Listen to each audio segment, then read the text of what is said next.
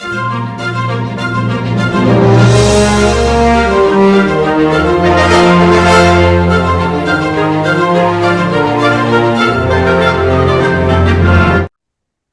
everybody, this is Doug Kenny along with my coach and mentor, actor Andy McPhee, and we welcome Sue Phillips to Relentless and Unstoppable. How you doing?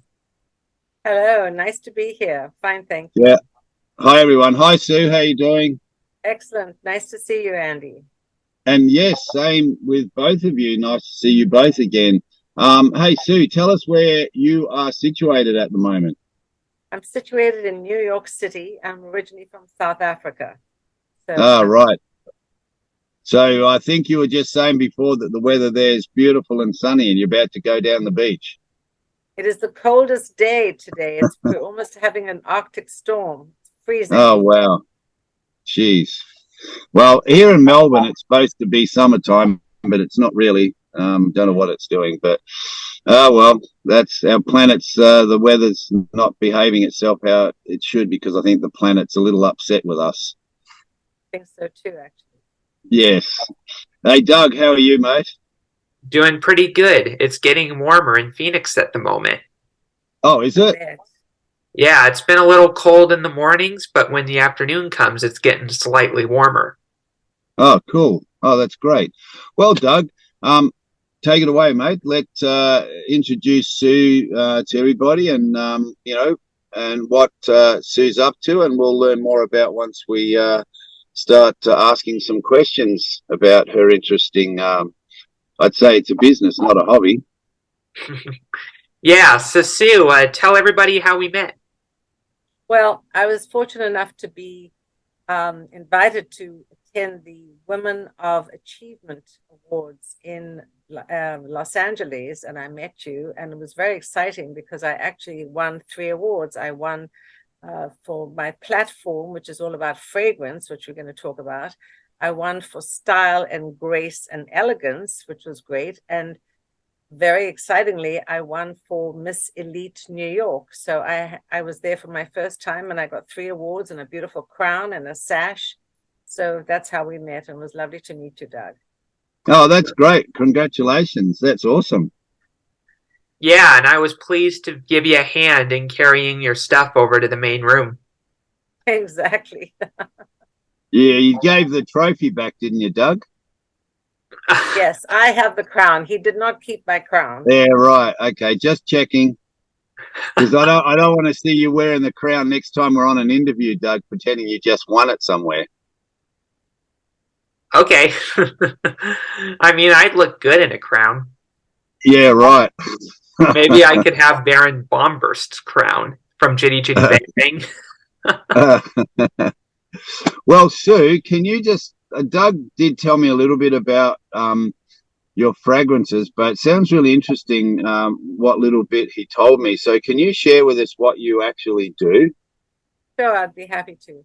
So I've been in the fragrance industry for many years. I actually came from South Africa to be an actress, but that didn't work out because there were so many out of work actresses. And because I could stand up in front of people and speak, the headhunter thought I'd be great in training for the cosmetic society, for the cosmetic industry. And I landed up becoming the national training director for Elizabeth Arden, traveled around the country setting up training schools. Then they promoted me to product development and marketing. And that's how I started to learn about fragrance and cosmetics in the beauty industry. Then Lancome hired me as marketing director, and I created fragrances for Lancome. And then probably one of the most exciting calls was to become executive vice president of Tiffany. And I developed and launched the Tiffany perfume for their 150th anniversary. So that really gave me a background. And then I started my own company, which I call Scenterprises. And I created fragrances for Jamie Foxx, Katie Holmes, Zendaya, a whole bunch of celebrities, as well as doing corporate events and team building events. And lo and behold, in 2020, COVID happened. And many, many people started to suffer from anosmia, which is actually the loss of smell. And it's devastating because when people can't smell, they can't enjoy life, they can't really taste food. And it's become a terrible disorder. And what happened was I wrote my book called The Power of Perfume when the pandemic came, because all business closed down. So there's my book, The Power of Perfume. And NBC wanted to do a story about it. So they contacted me and they said, Sue, we'd like to interview you about your book and about, what you've been doing during COVID. And can you help somebody who's lost their sense of smell for over 15 months? I said, I don't know, but I'll try. Anyway, I did. And I took this woman on a fragrance journey. You can see my fragrance table behind me in my perfume boutique. And I took her on a fragrance journey. And after the 14th one, she was suddenly able to smell something, a beautiful vanilla. And she said, I smell something and it's beautiful. And she started to cry. Imagine not being able to smell for 15 months. So it was very emotional. And she was able to smell, and the story went viral. And to date, I've actually helped about 160 people regain their sense of smell.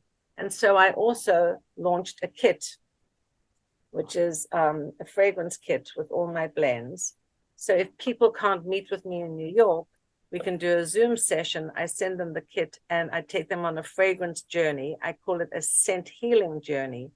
And they invariably have been able to smell. So it's been incredible that through my passion and background for fragrance, I understand the power of perfume. And I actually called my book The Power of Perfume before COVID. And it just happened to be serendipitous, shall I say, that I was able to help people through the power of perfume. That's incredible. So COVID, to an extent, gave you the advantage for your fragrances, right? As I said, it was a huge benefit to me, but also to so many people, because the only positive thing about COVID has been the acceleration of the awareness of how important our sense of smell is. I had a man call me today and he said, Sue, I've lost my sense of smell. It's been 2 years. I can't really enjoy life. And can you help me? And he's in Philadelphia. So we're probably going to do a Zoom session. But nobody understood how important our sense of smell is until COVID happened. And, it's basically our most powerful sense because it connects memory and emotions and food and taste and, enjoyment. And the thing is, nobody ever teaches us how to smell, because from the second we're born, it's a natural reaction. We just smell, we connect to our mothers. So nobody teaches us how to smell. And then over the years, if you lose your sense of smell, how do you get it back? So it's become really important for people to learn about their sense of smell. Wow, that's amazing. Yeah, and you're right. There's quite a few people I met, during COVID and that had lost their smell and taste, which, when you think about it, like if you haven't experienced, it's hard to imagine. But boy, just the fact that you can't smell and taste food, it must be the most weirdest feeling. Well, the thing is, so much of our socialization revolves around food and celebrations. Let's meet for lunch, for breakfast, for tea, for parties, for dinners. And if you can't enjoy taste and smell, then a lot of people sort of opt out and they say, well, no, I'm not going to go for dinner. I'm not going to go to this party or that, because they don't feel comfortable. They don't feel happy. And it's really awful. So I've been able to help completely people. Well, anything. I mean, you love a lot of people, when you go out to dinners, you like to have, some type of alcoholic drink, whether it's wine or sodas or beer. And I mean, none of it would have any taste. The food would look delicious, but what it's meant to taste like, but it'd just be, someone actually explained to me, said it was weird. He was eating some meat and he said it actually tasted horrible because he didn't know what the taste was and it felt weird in his mouth. Yes. So what's your success rate like of helping people? It's really been amazing. I would say it's 99%, and I'll tell you, or 93%. Wow. I've helped so many people. There were 3 people I couldn't help. One, sadly, was a man who actually had brain cancer and he had radiation about 15 years ago. And very sadly, I hate to say it, but his brain cells were fried. So there was nothing that Oh could be gosh. done. And I tried to take him on the fragrance journey. He wasn't able to smell anything. Then I had a young guy come in. I call him Mr. Macho Man. He was, very macho. And he said, okay, let's go. I want you to help me. And let's go. Let's do it now. And by the way he said it, I said, oh, this guy is never going to concentrate. And he wanted me to wave a magic wand instead of for him. Yeah, right. Work. And then I had a young couple come in, and the young couple was so lovely. And the young guy kept on looking at his girlfriend saying, what do you think? What do you think? What do you think? Instead of really concentrating. So what's happening is the way I do it is I really invite people to come in and to take the fragrance journey, and they put the blotters to their nose, and each fragrance we put in with a different blotter strip.